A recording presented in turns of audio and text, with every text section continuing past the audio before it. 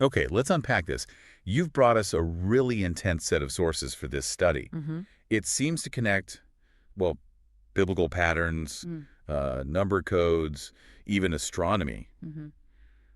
all pointing to some kind of end of days code. That's the claim, yes. A specific framework. Right. So our job today isn't to, endorse the theology, but really just to pull out the key pieces of the timeline they're presenting, the nuts and bolts from this ministry's perspective. Exactly. Extracting the core structure. And to get started, we need to understand these three numbers they keep highlighting: 50, 14, and 70.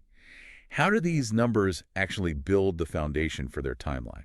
Well, what's really central to their approach is this idea that you can't grasp the future bit, what they call the is to come, without looking back. Okay, like historical blueprints. Precisely. They use a three-part structure. First, there's the was, which is basically the Old Testament foundation. Got it. Then there's the is that were.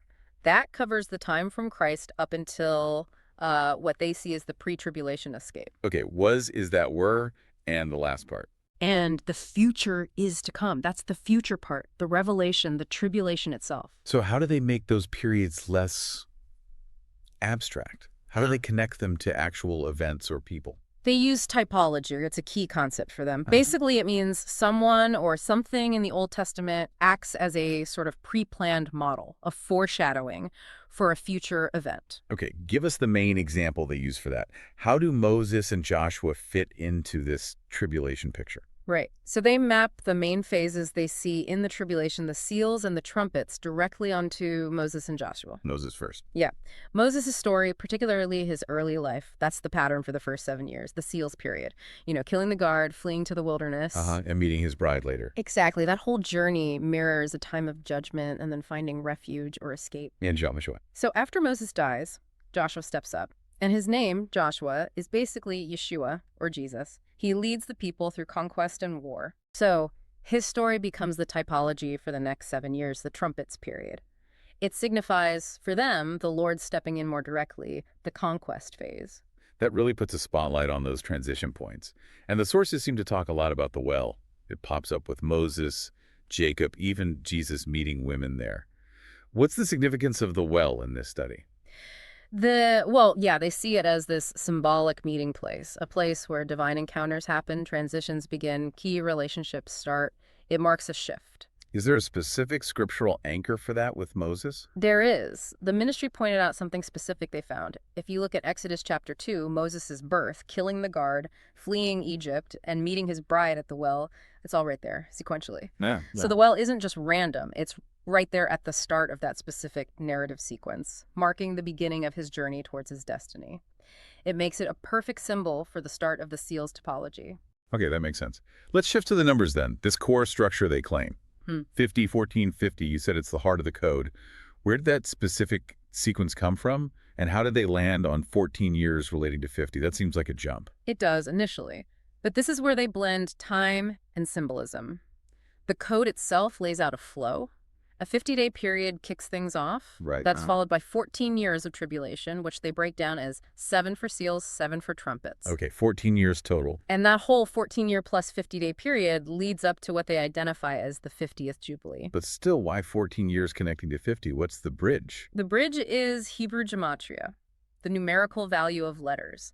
The sort of aha moment for them came from linking the Hebrew alphabet itself to this structure. So The 14th letter of the Hebrew alphabet is Nun. Nun, okay. And here's the connection.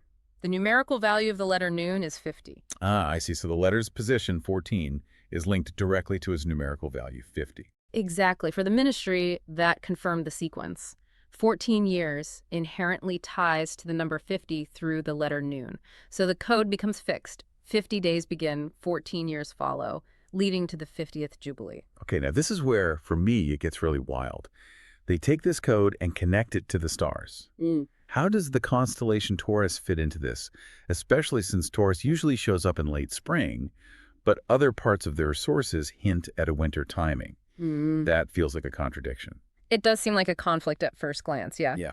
But Taurus, the bull, is presented by them as the ultimate sort of cosmic stamp of approval. They link it right back to the idea of the beginning. Oh. Well, first, Taurus is associated with the Hebrew letter Aleph. Aleph. the first letter. Right. And Aleph means ox head, and it represents the number one, the beginning. So Taurus is positioned astronomically as the starting point. Okay, beginning. What about the details within Taurus? You mentioned the eyes. The eyes are crucial. One eye is the star Aldebaran. It's the 14th brightest star we can see. 14th. There's that number again. Exactly. And Aldebaran's name apparently means bullseye or even revelation. This star, this eye, is linked directly to the letter Nun 14th letter, number 50. Wow, okay. And the other eye. The other prominent star is called Ayin or Ain. It literally means I-E-Y-E, and it represents the number 70. 70. So you've got 14 linked to 50 and 70, all represented in the stars of Taurus. That's the interpretation, yes. The core numbers embedded right there in the sky. That's quite a claim, mapping the code onto the heavens like that. But the source goes further, right? They claim there's actual physical evidence found here on Earth. Something about the Shroud of Turin. Precisely. They argue the definitive physical proof is a pendant found on the Shroud of Turin. They believe this pendant was actually worn by Christ. And this pendant had writing on it. Yes, 3 Hebrew letters. Nun Alef Ayin. Nun Alef Ayin. Okay, so reading that the Hebrew way right to left, what does that sequence translate to in their code? Reading it right to left, it's Ayin, which is 70. 70. Then Aleph, which is 1, the beginning, the ox head. And finally Nun, which links 14 and 50. So 71, 14, 50. How do they read that as a sentence or instruction? They interpret it very specifically as 70 ends begins 50 and 14 years. A timeline structure, divinely ordained, worn symbolically by Christ himself, according to this view. Okay, let me make sure I'm getting this for you listening. The source is claiming this pendant confirms the timeline. A 70-year period finishes, then a 50-day period starts, and then the 14-year tribulation follows. That's the core argument, yes. But that brings us right back to the timing puzzle. If Taurus and the Feast of Weeks, it's often linked to the wheat harvest to happen around May, June, how does the ministry square that with these other hints in their material about a winter event?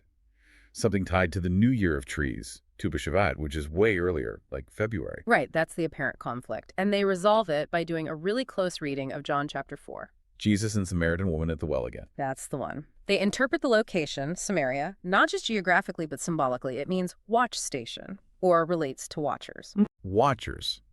Okay, how does that help with timing? It connects to the almond tree. In Israel, the almond tree is the watcher tree because it's the very first one to bloom, usually in late winter or early spring. Ah, the earliest bloomer. Vigilant, like a watcher. Exactly. So they link the Samaritan woman, the watcher figure, to the symbolism of the almond tree's early vigilance. And this connects to Jesus' words there about the harvest. Precisely. Jesus says that key line, "Say ye not, there are yet 4 months, and then cometh harvest. Right. Behold, I say unto you, lift up your eyes and look on the fields, for they are white already to harvest." White already. So the ministry says that's not snow. No, they argue the fields are white from the falling almond blossoms, the watcher tree's blossoms, in February. So the prophecy means the real spiritual harvest, the bride group, the watchers, is ready 4 months before the traditional June wheat harvest. That's their interpretation. 4 months early, the Lord is observing his harvest, the first fruits, at the end of his 70-year count, which they align with the New Year of Trees, Tu B'Shavat, in February. That 4-month gap is how they reconcile the Taurus timing with the February event. Wow, okay, that's a really intricate way to connect the dots, using the tree, the location, the quote, solves the calendar issue for them. Now, the sources also mention 3 distinct groups and even touch on contemporary politics. Can you quickly outline those 3 groups they see in the Gospels? Sure. The ministry links the 3 main Gospels to different groups with different destinies in this final period. Luke, they say, is for the bride of Christ, the spirit group. They get the pre-tribulation escape. Okay, Luke's group is out first. Then Mark is aimed at the sleeping church, or the Gentiles, the light group. Their escape or rapture happens later, mid-tribulation, right at the end of the seals. And Matthew. Matthew is seen as written primarily to the Jews, the flesh group. They go through the tribulation and are destined for the millennial kingdom on earth. 3 groups, 3 destinies. Okay. And finally, this contemporary typology they bring up. We need to be clear. We're just reporting what the source material claims here, not endorsing it. It involves Benjamin Netanyahu and King Zedekiah. What's the connection they're making? Right. Purely reporting the source's view. They point to Zedekiah being the very last king of Judah before Nebuchadnezzar and the Babylonians destroyed Jerusalem. Okay, the last king. And Zedekiah's original name was actually Netanyahu. Netanyahu. Okay, connection to Netanyahu there. But the specific link they highlight, the one they see as undeniable proof of the typology, involves their mothers. Their mothers. How? Netanyahu's mother was named Zillah. In Hebrew, Zillah means shadow. Shadow, okay. Zedekiah's mother was named Hamutal, which also means shadow in Hebrew. Both mothers' names mean shadow. Yes. And the source presents this linguistic parallel as a confirmation that Netanyahu serves as a modern-day shadow or parallel to Zedekiah, signaling, in their view, the beginning of the end for the current system before a period of judgment, just like Zedekiah preceded the Babylonian judgment. Okay, so let's try to synthesize this for you, the listener. We've walked through quite a complex web. The core claim is this 7050-14 code. Right, which they feel is confirmed by the Hebrew letter Nun, by the stars in Taurus, Aldebaran, and Ayin, and even physically by that inscription they found on the Turin Shroud pendant. And that tricky timing problem, the spring versus winter thing. That gets resolved, according to them, by John 4, linking the Samaritan watcher to the early blooming almond tree, suggesting a spiritual harvest ready 4 months earlier than the traditional wheat harvest. So the final picture is the end of this 70-year count the Lord is supposedly tracking lines up with the new year of trees in February. Correct. The almond blossom time, the watcher's time, that kicks off the 50 days, crucially, while the Hebrew calendar is technically still in its 70th year. And that 50-day period then leads into the 14 years of seals and trumpets. Okay, that leaves us with one last provocative thought, pulled from the source material, for you to chew on. It goes back to those 50 days. Luke 17 says, right before the 40 days of the Son of Man begin, the world will still be very normal, marrying and giving in marriage. Business as usual. Seemingly normal life. So does that imply the vanishing of millions, the escape of that Luke group, the bride, couldn't happen instantly on day one of the 50 days? Does it have to happen maybe at the end of the first 7 days of that 50-day period? That's the implication they draw, yes. So a slight delay. Which will allow the world to kind of stay oblivious for that first week, maintain that illusion of normality before things really shift. Definitely something to think about as you connect these pieces in your own study.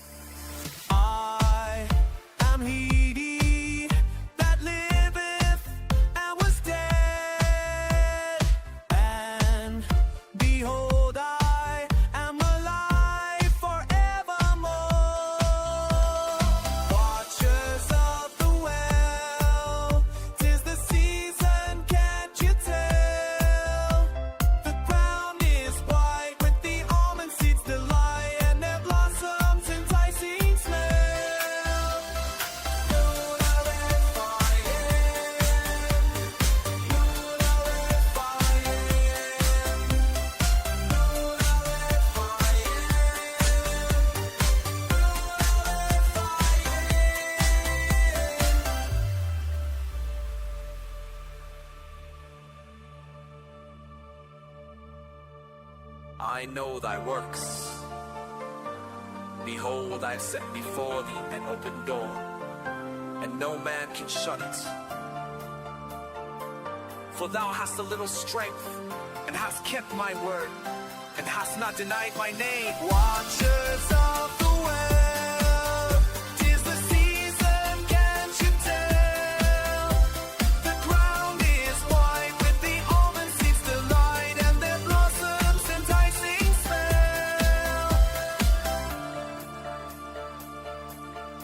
I know thy works and tribulation, poverty.